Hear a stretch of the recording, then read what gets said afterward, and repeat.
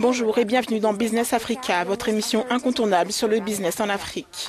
Je suis Afolake Oyinloyi et à la une cette semaine, la Côte d'Ivoire, premier producteur mondial de cacao, décide de suspendre provisoirement son exportation. En Sierra Leone, les autorités misent sur des mesures d'austérité pour relever les défis économiques. Enfin, direction le Togo, où nous parlerons e-agribusiness. Le gouvernement ivoirien a décidé de suspendre provisoirement ses exportations de cacao pour influencer une hausse des prix sur le marché. Mais pour les experts, la manœuvre risquerait surtout de déstabiliser le secteur.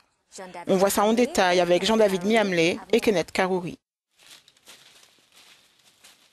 Les cours du cacao sur les marchés de Londres et New York ont chuté ces dernières semaines. D'après le bulletin mensuel du mois d'octobre de l'Organisation internationale du cacao, les cours moyens du cacao ont enregistré une plongée de 170 $ la tonne.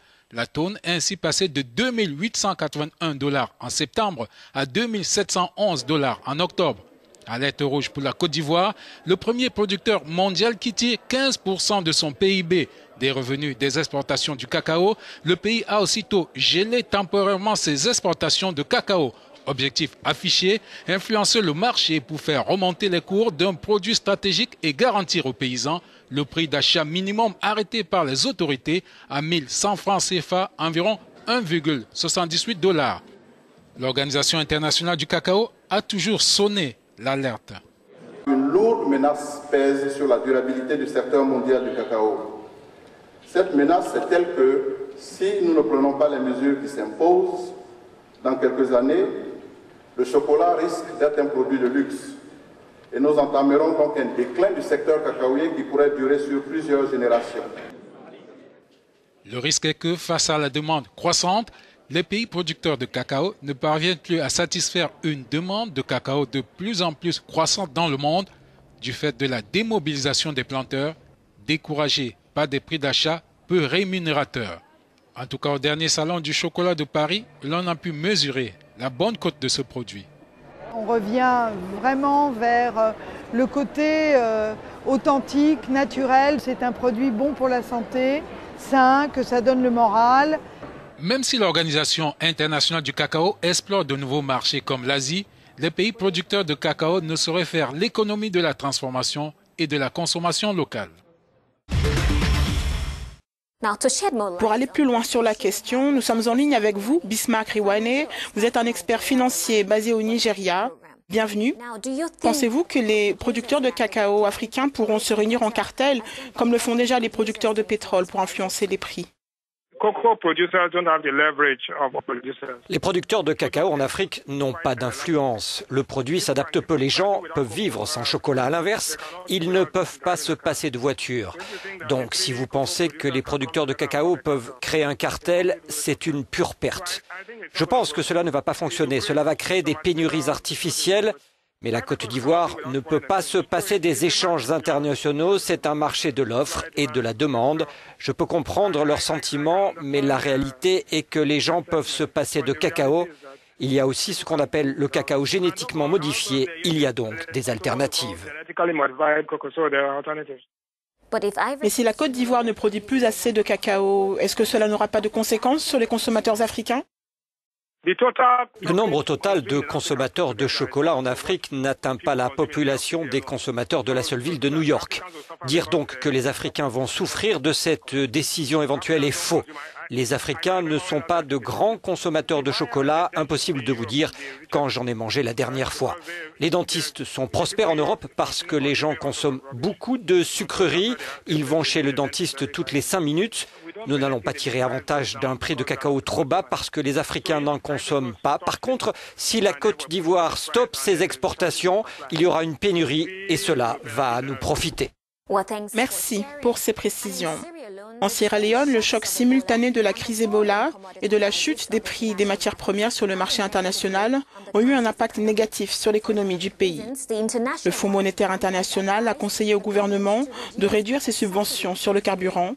Les autorités ont mis en place des mesures d'austérité pour relancer l'économie. Michael Dibi et Bridget Tugwe nous en disent plus. En Sierra Leone, les autorités ont mis en place des mesures d'austérité en raison des défis économiques auxquels est confrontée la modeste nation ouest-africaine. Parmi les nouvelles mesures, la réduction des dépenses du gouvernement. Pour les partis d'opposition, le ralentissement économique est surtout dû à une mauvaise gestion budgétaire et à des dépenses inutiles. La cause de ce déséquilibre budgétaire, ce sont les dépenses publiques trop élevées. Le gouvernement dépense plus qu'il ne gagne. À force, ça crée du déficit.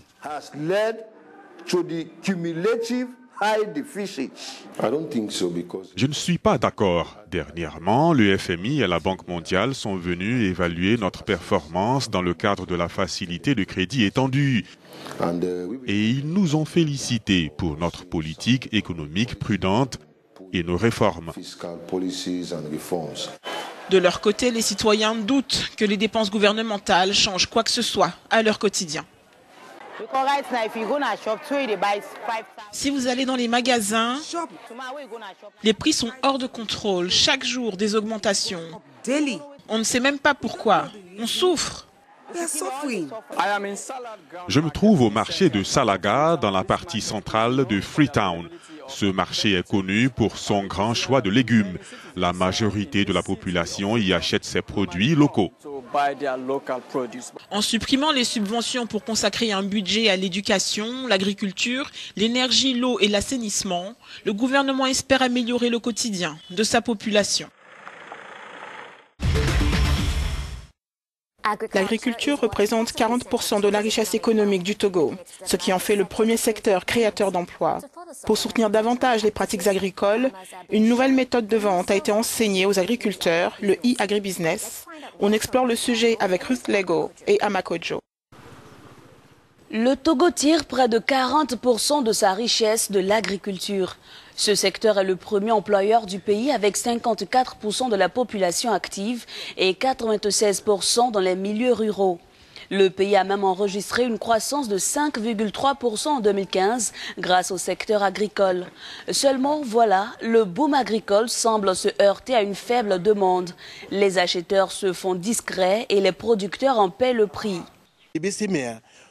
La production du piment demande beaucoup de travail. Il faut veiller à l'entretien du champ, le sarcler régulièrement et à l'arrosage, surtout pendant les saisons sèches.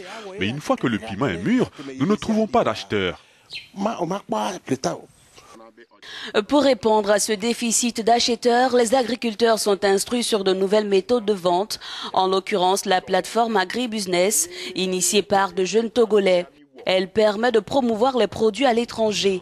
Cet agriculteur peut ainsi faire part de ses produits qui seront recensés dans un centre d'appel. J'ai 1000 tonnes de maïs jaune à vendre ici à Notsé. La tonne fait 230 €. J'ai aussi 5 tonnes de piment long et 5 tonnes de piment court.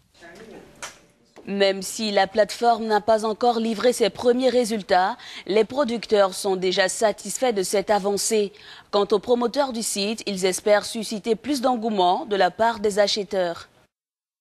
Nous faisons un travail de fond sur ces plateformes-là pour ramener ces acheteurs vers nous, pour leur dire que voilà ce que vous cherchez, c'est disponible sur e-agribusiness et que vous pourrez le trouver à de meilleurs prix.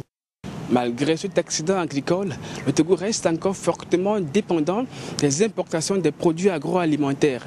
Le e-agribusiness a donc un nouveau défi à relever, encourager les Togolais à consommer local.